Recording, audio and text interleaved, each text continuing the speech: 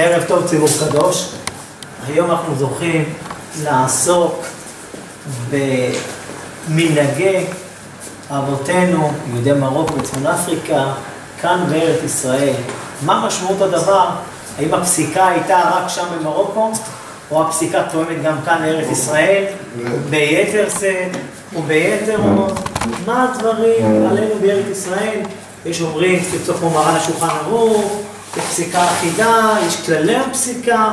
איפה אנחנו נמצאים בכל המזרח תיכון החדש הזה? איפה אנחנו נמצאים בכל המפה? יש לנו כללי הפסיקה? יש כאלה כותבים הרבה כרכים על כללי הפסיקה. איפה אנחנו נמצאים? במערכת הפסיקה הזאת. האם בארץ ישראל צריכים להמשיך בזה טוב? בחוץ לארץ נמשיכו בפסיקה. מה כאן בארץ ישראל? נראה לתמורות היה בארץ ישראל. האם היה מנהג שנקרא ארץ ישראל? האם קיים מנהג שנקרא מנהג ירושלים?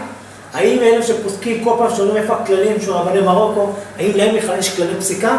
או כל אחד בונה לעצמו איזה תיאוריה ומוריד את הפסיקה, כמובן הכל מקורות תורנים, הכל זה תורה, אבל מי יותר הולך בדרכו של השולחן ערוך?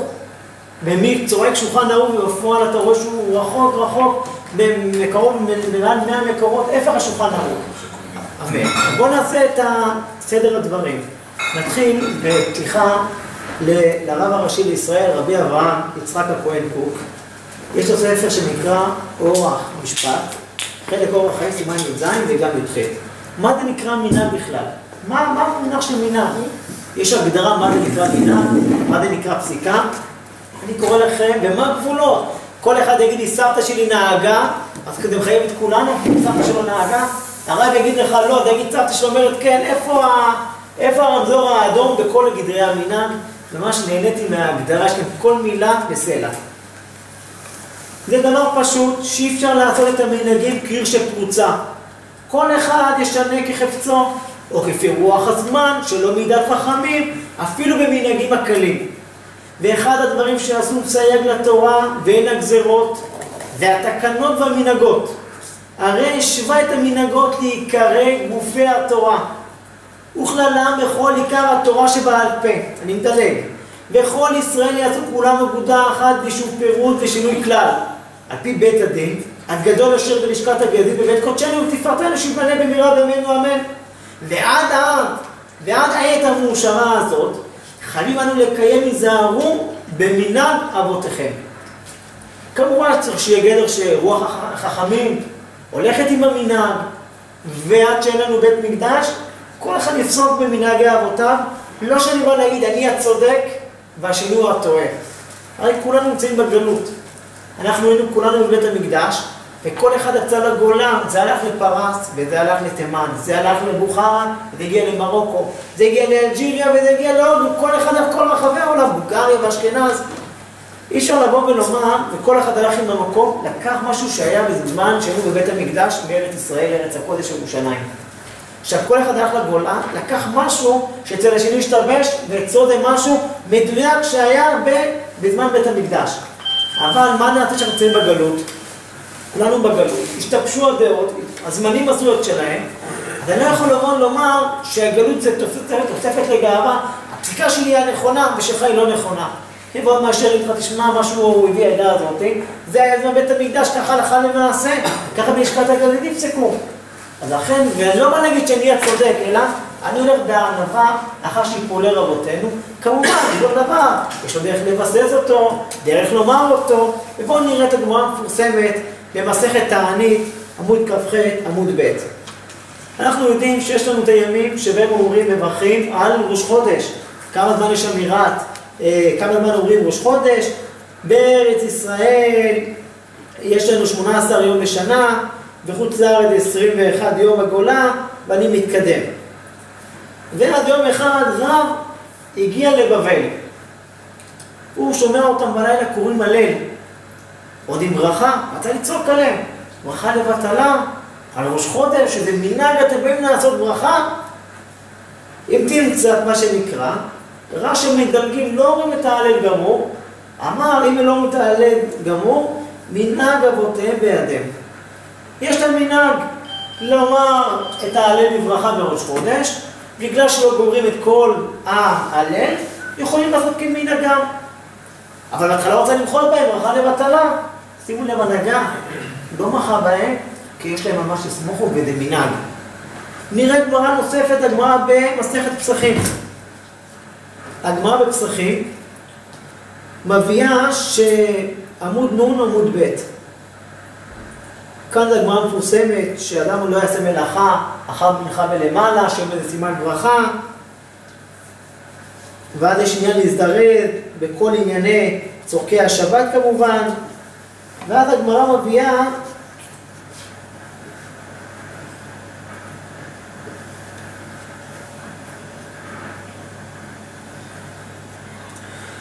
היה נהוג אצלהם מת צור לצידון, היו הולכים שם לקראת ערב שבת. באו אנשים, הבנים, באו לפני רבי יוחנן, אמרו לאבותינו אפשר לאו. אנא לא אפשר לאו. מה הפירוש? אמרו לא הולכים ביום שישי לעשות קניות לקראת שבת, למה? יש לך צורכי שבת, יש לך זמן עכשיו לצאת לקניות. הגיע דור חדש, ומה הבעיה? אנחנו נעשה את כל ההכנות לשבת מתי? יום חמישי בלילה. כאילו לנו את היום, יש מכוניות, עושים הכל גם ביום שישי, ואמר הזה, זה טענה או לא טענה? הם אומרים, המציאות אצל ההורים שלנו לא התאימה לעשות הכל ביום שישי, לכן לא עושים לעשות בצורכי שבת, יום שישי פנוי ולא הולכים לקניות. אמרו הבנים, יש לנו תארך, אנחנו נכין את כל ההכנות לשבת ביום חמישי, תנו לנו לצאת לקניות ביום שישי. בא אמר להם שם רבי יוחנן, אמר לו, כבר קיבלו אבותיכם עליהם, שנאמר שמע בני מוסר אביך, ואל תיטוש תורת אמך. אבותיך קיבלו את הדבר, אבל יש לך עכשיו טענה לשנות את המנהג, לא נוגעים בדבר, במנהג שהוא היה קיים. מה המשמע למחילה מהמסכת תענית, מה המשמע שלה? שמה? שגם אם זה דבר שם על מנהג, שהיה שם? כן, ודאי, לברך על העלה, זה נקרא מנהג. אני אתן לך עוד דוגמה של מנהג.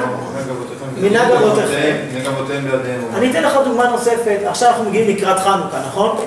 בבית הכנסת אנחנו מברכים על הדלקת חנוכיה בברכה. איך אתה מברך בברכה בבית הכנסת? כל אחד הדליק בבית שלו. למה אנחנו מברכים בבית הכנסת? כי זה נקרא מנהג, והמנהג מברכים. דוגמה נוספת, ערב כיפור אנחנו מדליקים נרות, נר של כיפורים, מברכים על נר של כיפורים. איך אתה מברך על נר של כיפורים? אני אתן לך שזה מנהג, ואתה רואה שמברכים. אז אותו דבר גם לברך על ההלל בראש חודש, מה זה נקרא? מנהג, והמנהג. אבל מברכים רק כשהלל מלא, לא... הלל מלא, ומנהג היה... אבל מנהגינו היה ברך גם בראש חודש, וזה נקרא מצד מנהג. אז אני שואל, אם באים לומר שלא לברך על ההלל בראש חודש, כי זה נקרא מנהג והמנהג לא מברכים, אז למה בחנוכה מברכים בבית כנסת? למה בערב כיפור מברכים על הנרות של ערב כיפור? הרי שניים, כולם נקראים בהגדרה, מנהג. ואתה רואה שמברכים על מנהג, אדרבה, ליהדות מרוקו, יש לנו פסיקה אחידה, מברכים על מנהג. אלו שלא צריכים להסביר.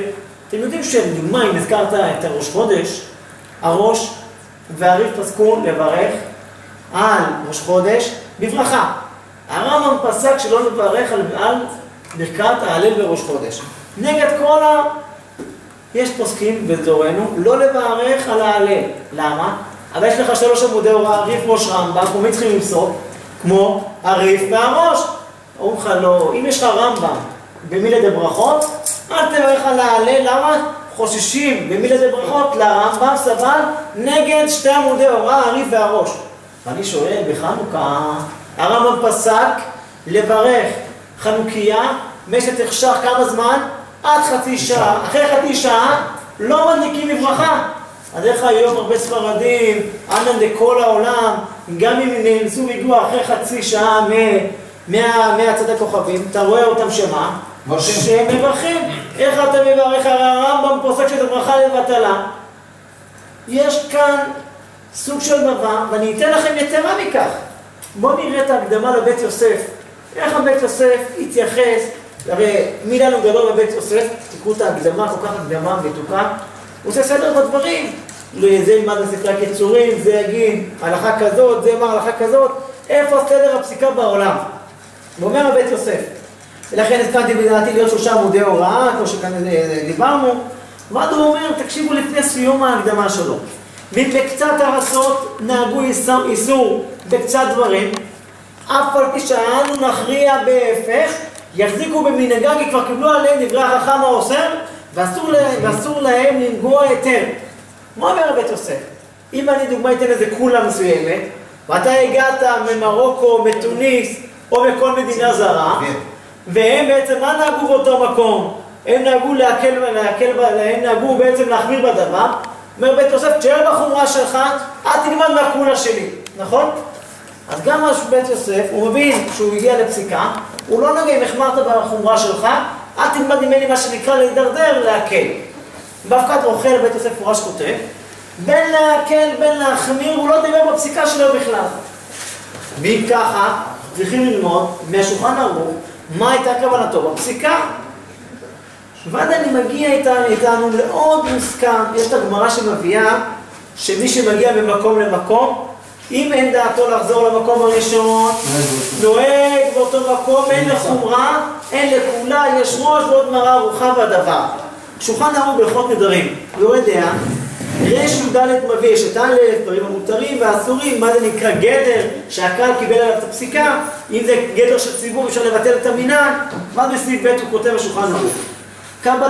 קבלת הרבים חלה עליהם ועל זרם, ואפילו בדברים שלא קיבלו עליהם בני העיר בהסכמה.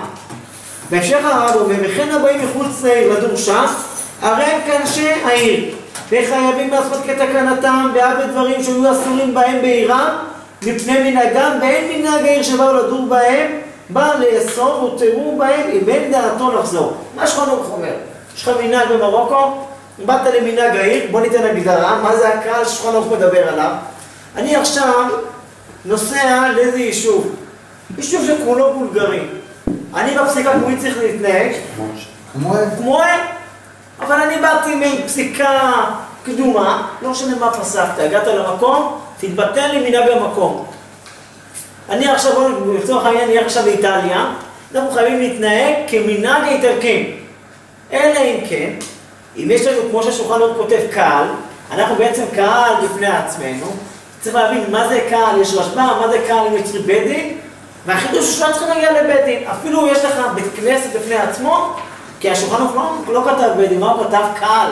הוא לא אמר בית דין, אני לא רוצה להיכנס לשוטים. אז באמת, אם יש דוגמה באותו עיר, בית כנסת אחד כמנהג אבותינו, ויש בית כנסת שלא כאשכנזים או עדות המזרח כאלה וכהנה, אנחנו לא מתבטלים לקהילה האחרת, אנחנו נוהגים כמנהגנו. באיזה תנאי? שיש לנו קהל בפני עצמו. במחילה הרב, לגבי ראש חודש, כל המקומות במרוקו נהגנו שכן מברכים ראש חודש? כולם חוץ מהעיר פס, קהל התושבים, תסתכל בסידור האהבת הקדמוני, שם המגורשים בעצמם בכנסת אחד שהוא לא בירך. כל הכפרים, כל הימין, כולם בירכו. מילנו גדול, מהגאון הגדול, רבי שלום משאש, שהגיע לארץ, ורק פסיקה חדשה פה, והוא בא ואמר, ממשיכים במנהג אבותינו, יהודי קריית ארבע שלחו לו שאלה. הוא אומר, למי הקהל שלכם?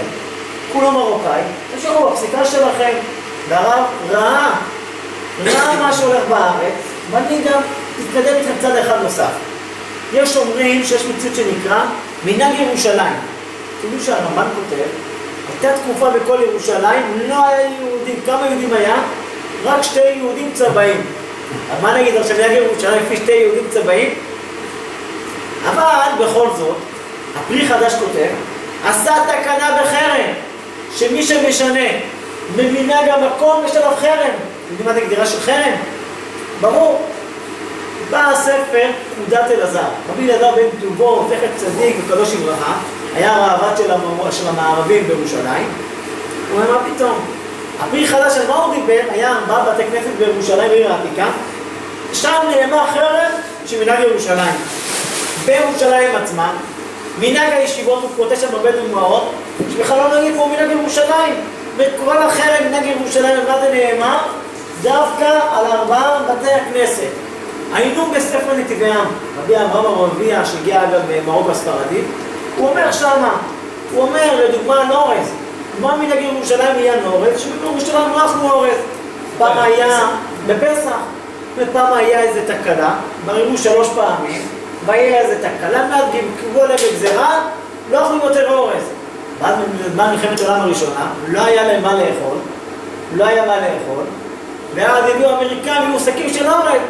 היה שנה, גזירה, דורקא דשעה, מה שנקרא, לא היה אנשים מה לאכול. אבל אנחנו באמת ממשיכים את המנהג, אז בוא נגיד שהיה תקלה, לא היה מה לאכול, אנשים הולכים למות, התורה וחי בהם. אבל אין החינם שגם בירושלמים צריכים להמשיך במנהג הרגיל. ישנם עשרות מנהגים, אתם יודעים, שהרב עובדיה יוסף, זכר צדיק לברכה, פשוט הביא העומר, הוא כותב שם, וגם בספרים שלו באבילות, אמא שלו, שנפטרה, הוא אומר, עליתי חזן בשבעה, כדברי הרמה, שמישהו עולה שליח ציבור, מעלה את הנשמה מאוד. השולחן ערוך כותב, שלא עולים, הרבן לא עולה כל שבעה, אלא אם כן אין מי שיעלה חזן. ככה השולחן ערוך כותב, אם אין חזן, אז יפה. אבל אם יש מי שיעלה, לא יעלה. שוב, מה כותב מנתיבי העם מנהג ירושלים? במנהג ירושלים שהאבל לא עולה חזן. בזמן שהוא אבל, הרב עובדיה יוסף הולך תופס כמו הרמה, אנחנו הולכים כמו שולחן ערוך, שהאבל לא יעלה, וגם מנהג ירושלים תקנו נתיבי העם, גם לא יעלה. הרב עובדיה יוסף וטעמו עמו עינוי נשמה כדברי הרמה. תראו את השינוי הקטן שהוא משמעותי. מה זה מנהג ירושלים של נתיבי העם? זה מרוקאים? הוא אסף דאגר מנהגי ירושלים הקדמונים. של מרוקאים? לא, מנהג ירושלים. עכשיו, אתה צודק, בשנת 1860, נראה לי באחד, הגיע הגאון הגדול, הרב צור דבש, רבי דוד בן שמעון. הוא בא ואמר, מהיום ואילך, לכולנו מה יהיה? מנהג אחיד. מה זה מנהג אחיד? אנחנו יותר לא רוצים להיות בקופת צדקה של כולם, תורמים להם כספים בכל העולם, ולצורך הדוגמה, הספרדים היו 7,500, ויהודי צפון אפריקה היו 600 איש. עניים אין להם מה לאכול, לא כולם מקורבים לקופה, הקים להם ועדה עצמאית.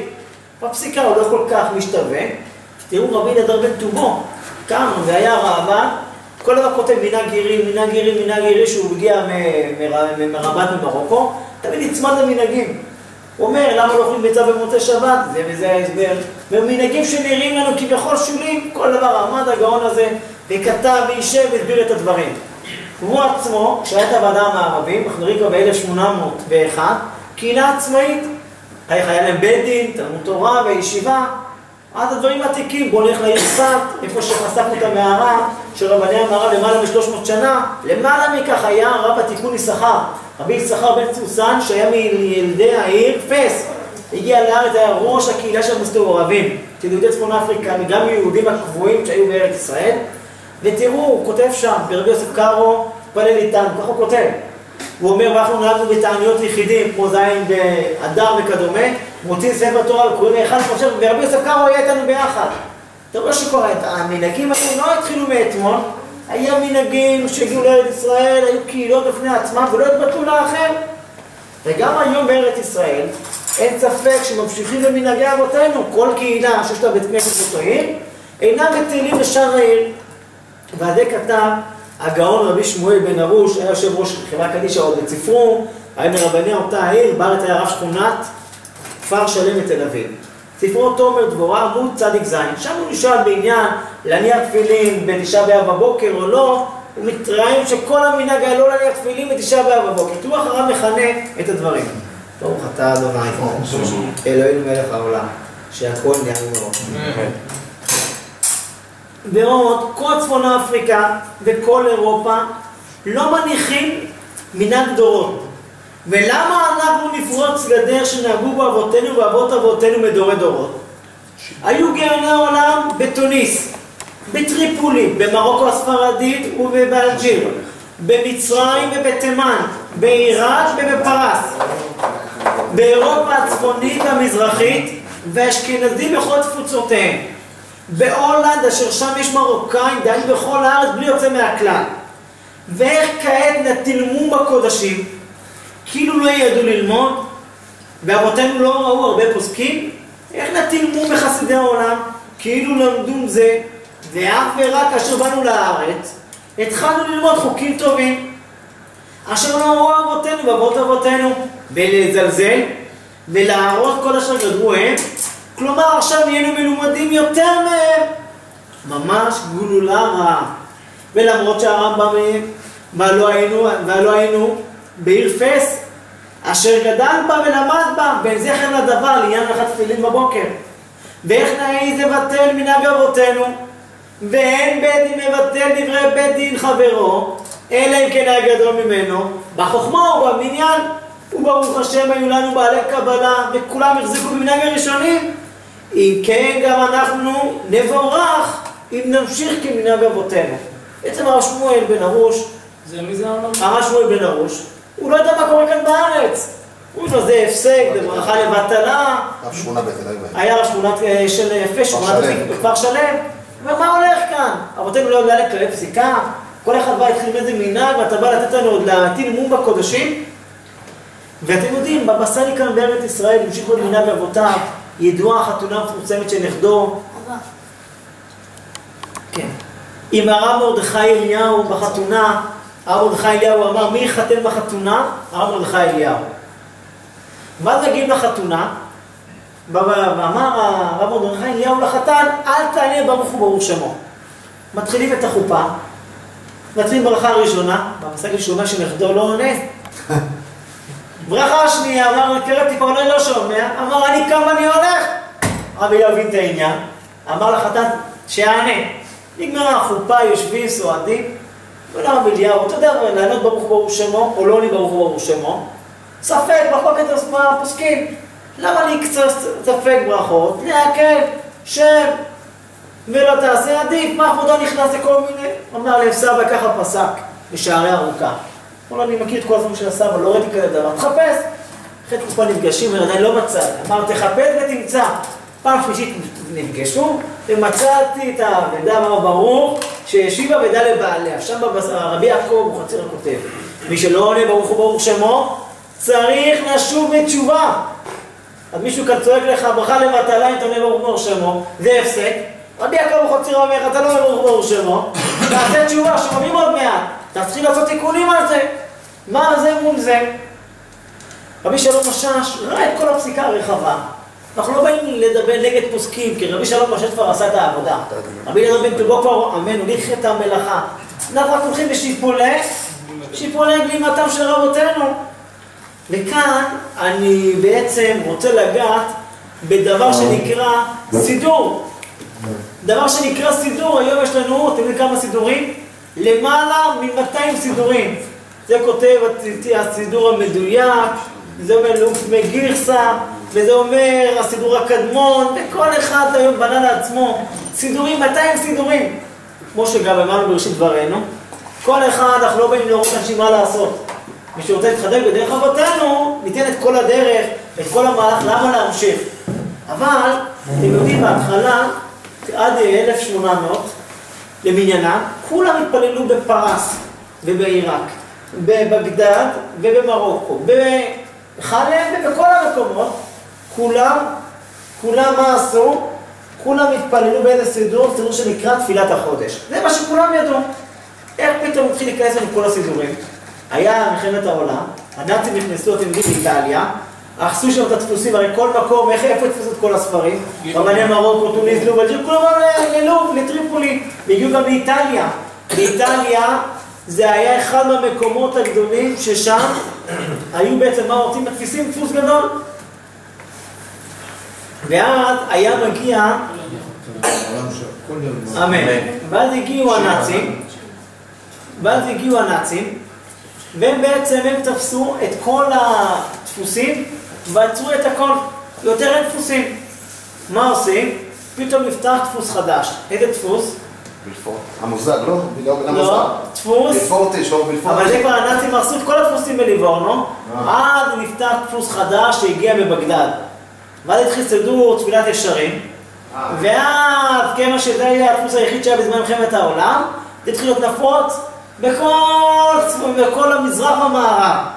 אבל מה היה התפילה הקדמונים? כולם הצמידו לסידור תפילת החודש. היום הגענו במרוקו. גם במרוקו, לפני 200 שנה אנחנו מדברים. למעלה מכך, ב-1800. מאז התחילו כל השיבושים, התחילו להיכנס. עכשיו, תראו איך רבי אליהו אברג'ל, בעצם נתחיל מאור החיים הקדוש. אור החיים הקדוש כותב ככה. איפה אותם? אור החיים כותב, בספר חפץ היושב על הש"ס, ברכות, עמוד י"א. מכאן רציתי להוכיח ולחזק את המנהגים, שנהגו לומר הרבה פזמונים ותחינות ביום התענית וביום ראש השנה, וביום הכיפורים, בתפילת 18 כפי הסדר, הנוגע לכל אחד. כי כן נתנו רשות רבותינו להוסיף כפי מה שרצו. ולא כמנהגים להשמיט הפזמונים ביום הכיפורים בתוך התפילה, כי מנהג רבותינו תורה, וכן ראוי להניח הסדר שכתוב במחזורים. אור החיים מתחיל להתראים פה בתקופה שלו, מתחילים לעשות סירוסים בתוך הסיזורים בעצמם. ואז רבי אליהו אברג'ל כותב ככה בספרו שהוא דברות אליהו, חלק שביעי, וכך הוא כותב: ומעתה כמה צורכך מגאולה לחדשים לקרוב באו, ובמצח נחושה, ופני אבותיהם וזקניהם יריבו ולבנו, ולפגוע בגדולי תורה אשר ינהגו ונהגו כן את עת עדתם מימי קדם, ונוטשים תורת עמם ומבזים כבודם, ולא עוד אלא יש כאלו שעשו סידורי תפילה ומחקו והוסיפו וחיסרו כפירות עיניהם כאילו הם אנשי כנסת הגדולה, ודבר אשר לא יעשה ואין זה אלא רמות. רוחה לשנות את המקובל מדורי דורות, מסברות מדומות. מי נתן רשות האנשים כאלו להעיד לשלוח יד, ובמיוחד בנוסח התפילה ובברכותיה, שכן דרכם של המתחדשים שהעידו לשלוח יד בנוסח רחמנא ליצלן, שרצו להיות מדקדקים וחכמים יותר מהקדמונים. זה חלק בעצם דברים חדשים שאנחנו בעצם רואים בדור. ואני רוצה לגעת בעצם גם מה שאנחנו קוראים לזה מנהג, צריך להבדיל בין מנהגי הערים. אינו ראי העיר זאת כראי עיר זאת. ונביא דוגמה מעשית. זיתים, מי שאוכל זיתים, שיעור של 27 גרם, מה מברר ברכה האחרונה? על העץ. אני אגיד לכם, מתי מברכים על העץ? דווקא שזה זית שיש בו ארץ זית, שיש בו שמן. אם אין לו שמן, מה נברך עליו? בורא נפשות, ברכה האחרונה. ככה כותב ספר תורות אמת. מה זה אנושי? לרבי, רגע, רק נסביר, אני רק אמרתי חידוש. תנו רגע את המרווח. ואז הוא כותב שזיתים שזה לא ארץ ישראל, שזה לא של השמן, שזה הגורים מה שנקרא של הגמרא, נברך בורא נפשות, מצד הפסוק. אבל הוא אומר, צריך להתיישב, צריך עיון, אבל זה הסברה. כותב רבי יעקב ברדוגו שהיה דיין גדול במרוקו, וכן התפשט המנהג לברך בורא נפשות, ברכה האחרונה לדעת שאינו של שמן. כותב רבי יוסף משאש, בשו"ת האוצר, המכתבים חלק ג', וכן אני מילדי אותי, תורות אמת הגיע ממכנס, אני במכנס, וראיתי את זה מורי ורבי כותב, ראש הישיבה רבי חנניה ברדוגו, שהוא ברך על זית ברכה האחרונה, גם אם לא של שמן, על העץ. וככה ראינו בהם נוהגים, גם אני מילדי אותי, על מה הוא מדבר? שמים לב לאיזה שינוי קטן? תורות אמת גם כותב, שבתעניות שנופלים ביום שישי, תענית, בתפילת מנחה, לא מוצאים ספר תורה. למה לא מוצאים ספר תורה? תיאגו, שיבולי הלקט, שמובא בבית יוסף, למה? העם תרבות בהכנה לשבת, תוריד ספר תורה, אין זמן. ככה הוא כותב. שאלתי אנשים, מה היה במכנס? אנחנו זוכרים שהוציאו ספר תורה במכנס. אולי במכנסת של הרב לא הוציאו, אולי מינה כזה במכנס. שאלתי מה בכל מרוקו, הוציאו ספר תורה וקראו בהיכל משה. עוצף, למה אני אומר את זה? יש כאלה כותבים ספרים מנהגי אבותינו. המנהג לא לקרוא בהיכל משה בתפילת מנחה שנופלת ביום שישי, מצא תורות אמת. אבל יש לנו אנשים חיים ממנו, רבנים עוד שקיבלו במרוקו. תשאל אותם, כזה דבר לא ישכחו, לבוא לתת כותרת, הרב ישמח לבב. היה רבי ישועה שמעון עובדיה, היה הרעב"ד בעיר צפרו, כותב ככה: ואבותינו במרוקו לא אכלו טחול. לא אוכלים טחול, זה היה מעדן בקצביות במרוקו. שאלתי את רבי ישוע מאמן, כאן רבני מרוקו שם שלח רפואה שלמה. הוא אומר לי, אנחנו בצפרו אכלנו טחול. כל הרצינות, כל האנשים שעבדו באטליזה שהם אנשים עוד חיים איתנו, כל אמותינו מתענגים להגיד את זה בערבית לאכול את הטחול. כותרת ראשית, מנהג אבותינו במרוקו לא לאכול טחול. למה לא לאכול? הנה, כן היה טחול בהם. אבל נגיד שיש כמה שנהגו בעיר, ציפו, לתת כותרת ראשית. רבי יצחק בן וליד, מגדולי רבני מרוקו, שהיה בצפון מרוקו הספרדית, ששם הפסיקה היא שונה לגמרי, גם לא היו דוברים מרוקאית אגב, זה מרוקו הספרדית. הוא כותב ביום שישי שחל התענית, לא. לא מעניין, הלכנו בעצם, למה הולכים תפילין? בכל התעניות של תפילת מנחה, הוא כותב בבית יוסף, יש לי 100 ברכות. בא הרב במצר בן וליד, הוא אומר אנחנו הכנה לשבת, אין לנו זמן להניח תפילין ביום שישי. כותרת ראשית, מנהג בכל מרוקו לא להניח תפילין, תפילת מנחה של תענית יום שישי. כל מרוקו, אתם יודעים ביום שישי מתי עושים תפילת מנחה? גדולה. גדולה, גמרת העבודה, תפילת מנחה, הולכים מחלות שבת, מגיעים קבלת שבת בכלל, שיר השירים ובכלל לא. בכל דרום מרוקו הניחו תפילין בתפילת מנחה. אבל בתעניות רגילות זה פשוט... זה פשוט שהם הלכו בכל התעניות, אפילו במכנס, שרבי שלום משש כותב שהוא כבר היה זקן. לא היה לו כוח להניח תפילין. אז הוא אומר שהוא חדל מזה. אבל בכל מרוקו, כולל העיר מכנס, הניחו תפילין גם בתפילת מנחה. עד היום אני עושה ככה. אני לא ראיתי ש... לא, בכל התעניות... תענית ציבור ודאי. מניחים משחררים את הפשוט חוץ מתשעה באב, אבל גם במנחה הניחו תפילין, להרוויח 100 ברכות. לכן, אני בא ואני אומר, מנהג הוא מחייב. למה? כי יש לנו כללי פסיקה, אפשר לעשות איזה שיעור שלם, מה כללי הפסיקה שלנו? יש לנו כללים לכל דבר, אבל בדרך ארץ. אנחנו לא באים לומר, לא כמו השני, אלא כמו רבותינו. ניקח נקודה קטנה. איך היה צורת הכתיבה של הספרי תורה במרוקו? בכלל, הכתיבה יש לפי המהר"ם, זברו, דבר עוד הרצי קדוש לברכה, ככה הכתיבה בכל מרוקו. אתה בא עם לארץ, הכתיבה שלך לא טובה. בבא סאלי, תראו, תמיד חכם, איך הוא נהג הלכה למעשה. רבי יחיאל אוחנונה, שיהיה בריא בבני ברק, הוא סופר מפורסם. בבא סאלי מביא לו את התפילין, הוא אומר לו, תעשה לי כזה דבר. כמובן, עשה כתיבה מרוקאית. את הקשר של התפילין עשה לא מרובע, עשה רגיל, יוד. בבא סאלי אומר לו, אמרתי לך, תעשה לי אותו דבר, איפה המם? הסגורה, ספלו בית יוסף, למען ל"ב, שלוש דרכים איך כותבים את הקשר המרובע, שתמיד יוצא לך, קשר האחורי, קשר מרובע. ככה נגור הרבה במרקל, סימלי טיפה לפני 200 שנה, דברים עתיקים, צורת הכתיבה, דברים פשוטים. בפרט, מישהו פעם הלך לרב מרדכי אליהו. אמר לו, מה זה החטא? יש בכל מדרש של רבנו תם, נהגנו לעשות בלי חטוטרת, חטא ישר, אגן. אמר לו, רב אליהו, מה זה? ככה, זה מרוקאים שכמה תימנים מתעקשים על אמר לו הרב אליהו, החטא של רש"י, היא גבוהה, גבוהה, גבוהה מאוד מאוד. לא שהרב אליהו בא להגיד שעכשיו כולם הפסיקו בכתיבה. אבל מי שכבר אבותם נהגו בדבר, פשוט שימשיכו בצורת הכתיבה, כמו שנהגו בדורי דורות. תדעו לכם, צורת העיון שהיה במרוקו, הצורת עיון איך מעיינים, איך כללי הפסיקה. קחו את השירה של רבותינו שהייתה, שבתות החורף. במרוקו, כל שבת בקשות שונות מהראשונות ומהשניות זה לא הייתה את המזרח, עודים על אותן בקשות. מה יש בבקשות?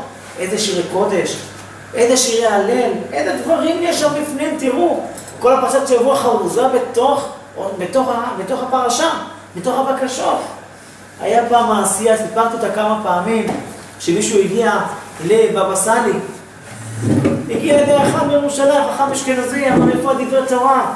איפה דברי תורה? עוד שירה, עוד מחיה, עוד שירה, עוד מחיה, איפה דברי תורה? היה קם והלך. אמר בבא סאלי איך שהוא יצא, הוא חושב שמעשינו ביטול תורה? כל השירה שלנו זה כל תורת, כל החומש, כל הגמרות, כל המדרשים, הכל שנון בתוך השירה שלנו. אם היה שם לב למילים, או שהכל זה דברי תורה. וזה בעצם, תראו איזה עומקם של דברים, זה לא שירים של חולין, על הירח או על הלבנה, איך הדברים היו עתיקים, היה תקנות, כל דבר על מקומו עמד. ולכן אנחנו באים ואנחנו אומרים, ברוך השם, אח שרדרה, היינו בעיר אשדוד, בית כנסת בית אל. אמרתי לגבאי, איפה זה? מה זה כאן? סידורים, שינית את הסידורים? מה עשית? הוא אמרתי לו, אתה בא לקטע של הבית כנסת, תביא להם סידורים, כמו שנהגו אבותינו. אין בעיה, תתן גם לדעות המדרת הסידורים שלהם, אבל אתה עושה כפייה, תן לי מי שרוצה להתפלל כנזוך אבותיו, להתפלל כלשונו.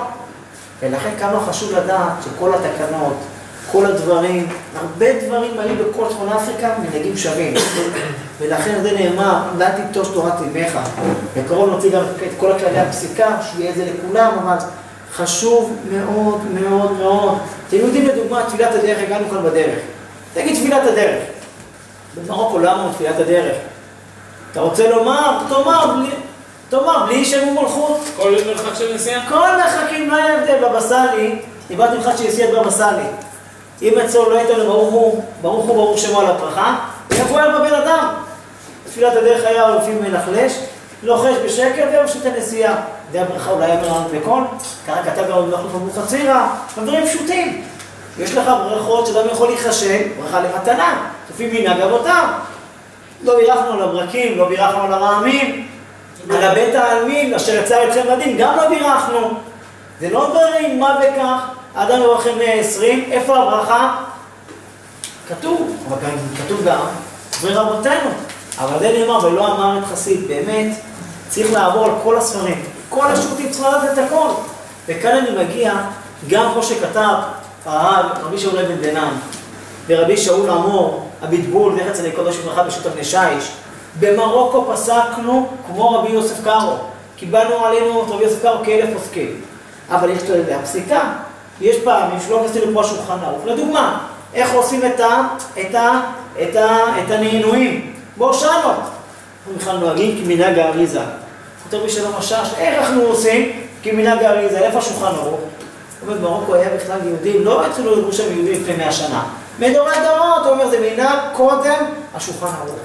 אדרבה, זה לא פעם כן, פעם לא, בגלל שהמסורת יהודים קדומה. כמו שכתב ספר נר המערבי, שבמרוקו היו גרים שם כבר מזמן שלמה המלך, אז היה שם טריף, והיה את הרמב"ם, לכן נשארו קצת כללי פסיקה מכל אחד, ולכן פעמים לא עשינו כמו שולחן ערוך, אל בית הדבר, שנביא דוגמה נוספת, חלב ועקום, לא הקפדנו את זה במרוקו, חוץ מחסידים ואנשי מעשה. חלב ועקום? חלב ועקום. דווקא, חלב ממש. למה? כי בזה לא קיבלנו עלינו את השולחן ערוך. כמובן שהיום בארץ ישראל, שהחולת שקית באותו מחיר 10 אגורות לכאן, 10 אגורות לשם, ודאי שניקח חלב ישראל. ספקת חלב נוכרי זה משהו שהוא... ככה כתב, הפי חיקונה שיהיה מותר, אבל זה משהו שכתב שהדבר יהיה מותר. רבי יוסף משהו? נכון? מה, זאת אומרת, אפילו בדברים של ממתקים? נכון. ממש, חלב ממש. עכשיו, אם יבוא אדם ויגיד, אם אדם יבוא ויטען, שבארץ ישראל יראה לנו היום הכל אפשרות.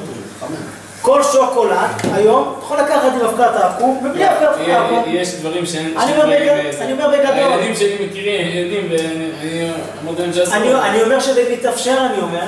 למה לא? אז מוצאים קטע של טהרה, זה לא דבר שאפשר להגיד, אבל זה דבר, איך לא קיבלנו חלב נוכרי עלינו, כדאי כל פסק השולחן ערוך. כמובן שזה לא במדינה תקנית, כמו שמשה פייטלין כותב, דברים פשוטים, הדברים ברורים, אבל ולא אמר את חסיד. גם בשר חלק, הבנתי. בשר חלק ולא חלק, תלוי לתושבי מרוקו, הקפידו על חלק, המגורשים לא הקפידו על חלק, כותב רבי יוסף משש, כותב רבי ישוע מאמה שיהיה בריא, היינו הולכים מבית לבית, לא הקפדנו על הדבר הזה. רבי שלום אמרו לו, תעשה תקלה ברבנות הראשית, שאסור לה שיהיה רק חלק בשר חלק. אמר מרוקו, גדולי עולם, אני יכול לצאת נגד גדולי עולם, נגד כל הדור של הדור הקודם. אבל מה יוצא כאן בדבר הזה, אני אומר? יש כללים, גם אם פתאום רואים לא כמו שולחן ערוך, מנהל בכלל קודם, קודם השולחן ערוך שהיה. מי כן יוצא גם מנהג ירושלים, זה למדתי מנהג ירושלים, על אותם 4 בתי כנסיות. ולאחר כמו שראינו את השולחן ערוך בנדרים, שזה הגמרא המפורסמת, במקום שיש קהילה בפני עצמה, בית כנסת בפני עצמו, אינו מתבטל מפני הקהילה האחרת. ולכן אדרבה, ככה... אבל עכשיו אנחנו פה מעורבבים. המעורבבים, לכן אמרתי, איפה שיש בית כנסת, לדוגמה, בבא סאלי בארץ ישראל בירך על העלה בברכה. בראש חודש? בראש חודש רבי אליהו ברג'ה סיפר לי שהגיע רבי שלום משש לארץ. התחיל להתפלל כל הזמן בחגים בבקה. בואו נראה מה הוא עושה. יעשה פזמונים בתוך נשמת כל חי או אחרי 18. אמר רבי שלום עליך, אז משהו יעשה כמו אחריו. רבי שלום הכניס לו את הפזמונים, במקומם צועקים לך הפסק. תסתכל במראה לשולחן ערוך, נכון ברכות של קריאת שמע. אין לעשות הפסק, איפה השולחן ערוך כותב? בברכות של קריאת שמע, נשמת כל חי, איפה זה נמצא? לפני ברכות של קריאת שמע. ומה גם דבר שהוא מה להפסק, שלא מן העניין. כותב אותו, למה לא להגיד את הפזמונים בנשמת כל חי? שם ידבר ויעשו בטלה ויהיה דיבורים. כותב רבי שלום משה שאנחנו רואים, איננו הוראות, שאומרים את הפזמונים, ביראת כבוד, ואין שום דיבורים. אדרבה, זה מוסיף יראת כבוד, יראת שמיים. ככה נהג הלכה למעשה רבי שלום משש. לכן כל דבר, לפני שפוסלים, הדברים לא נראים. פעם אחד סיפר לי שאצלם נהגו ביום החתונה, בית הכפר, לא אמרתי בכל מרוקו, ביום השלישי לחתונה, עושים את זה כאין מעשה גניבה, כי בכל שהחתן הולך להביא איזה סיר מאיזה חנות שם, נמלח משהו. כביכול מערים את הסיר וגונב את הסיר. אבל המשפחה הולכת לאותו אחד, משלמים לו, אתה לא יודע את זה, הוא מרים את הסיר. אמרתי, מה זה, מחכים את הדור להיות גנובים? זה היה מוזר בעיניי. הסתכלתי מה שולחן ערוכו של משפט. מביא שם יש פעמים מושג, אם יש מקום תקנה, וככה נוהגים בפני הדבר, אין בזה משום גזל. דבר שגם מוסכם באותו מקום. כמובן, אם נרצה, רק הגדרתי באותו כפר, כמובן, לשם השוואה בליל הסדר, כל מרוקו לא נהגו לקחת את אפיקומה שלא תעסקו עניין, אפילו לא לחנך לכיוון של גניבה. כאן, אבל מצאתי איזה מקור, לכן אני אומר, לפני שבאים לערער על דבר, קודם כל שאני ידע את הפסקי רבותינו. אם ידע אותה, התחיל לבדוק עוד פסקים, מה אנשים עושים, קודם כל נוגדים פסיקה אחרת, ועד אחר כך אומרים, אז מה מנהג אבותינו? וזה מה שנקרא, אדם נקרא כמוציא נז על אבותינו. רק אנחנו יודעים, אבותינו לא ידעו, רק אנחנו פתאום גילינו את הסודות. לכן כמה חשוב, לפני שאדם פוסל מנהג, שהמנהג בדרך הענווה, הם היו קדושי עליון, אליהו הנביא תמיד היה מתגלה שם. תשובות, רבי רפאל אלקאו, הדרך צדיק לברכה, היו שאלות מכל העולם, אפילו מבוכר, שואלים קריאים אליו שאלות. לכן גם בארץ ישראל לנו כאן קהילות בפני עצמם עד היום, גדולי העולם חתחינות בענווה. מנהג אבותינו, תורה הוא. ועד אם יש אדם שאלה, ישאל ויבדוק, ולא מהר להגיד מה המנהג ואיך המנהג, בלי רצון. בזכות שנלך כמנהג אבותינו. בענווה, כמו שאמרנו, לא שאנחנו צודקים ואחים לא צודקים, על ידי זה נזכה באמת להגדיל תורה ולהדירה. ואני אומר, איך עם ישראל היה גאולה שהיינו במצרים, איך נגאלנו? שלא שינו לשונם, מלבושם ושפתם. ברוך השם רואים שכל עם ישראל חוזר למקורותיו. התימנים חוזרים למקורות שלהם, והעיראקים מוצאים את המקורות שלהם, והחלבים הולכים, בתוניסאים, בפרס והודו, וכל הקהילות, שימו לב, יש כמו כל אחד חוזר ומה היה אבותיו. וזה אחד מסימני הגאולה שיחזרו המנהג לקדמותו, זה חלק ממהלך הגאולה שלא שינו גם את הפסקים של אבותינו, יבוא בקרוב משיח צדקנו, ויאחד את כל המנהגים למקום אחד. אבל עדיו, כל אחד מחזיק בשיפולי אבותיו, לא שומר הוא הצודק ולא הצודקים אלא מצד הענווה, מצד ההכנעה בדבר. יהי רצון באמת שנזכה ללכת בדרכי אבותינו, בלי שום סטיות. אנחנו כבר יש לנו כבר אב זקן, רבי שלום משאש, רבי רפאל בר טולדנו, רבי יצחק סידה בבא חכי, גאוני עולם וקדושי עולם. אתם יודעים, כל הזמן אנחנו מוצאים הרבה כתבי יד מוצאים. קוראים לך את שתי כרכים מנהגי מרקש. המון ספרים מתגלים. פתאום רואה כמה רבותינו עמדו על הדברים, כמה הם התמודדו, למה היה תקנה כזאת וכזאת כאן היה ברכה, למה כאן לא בירכו, כל דבר מתגלה ונחשף לאט לאט. ואז רואים כמה היא התקנה עומדת על מקומה, ונברך את רבי אברהם, מקיאס היקר, שדחף לעשות את השיעור הזה, שתזכו בבית הזה לברכה והצלחה, נחת לכל הילדים, מהאישה וכל אשר תעשו תשכילו ותצליחו. וגם אתם כאן בדרום תזכו להקים עניין מרוקאי, בדרך אבותינו ורבותינו. וזה רק נעשה דרך אבותינו ורבותינו, מתוך ענווה, מתוך שלום, וראו, בזכות זה נזכה לגאולה שלמה, במהרה בימינו, אמן ואמן. שאלה הרב, שאלה.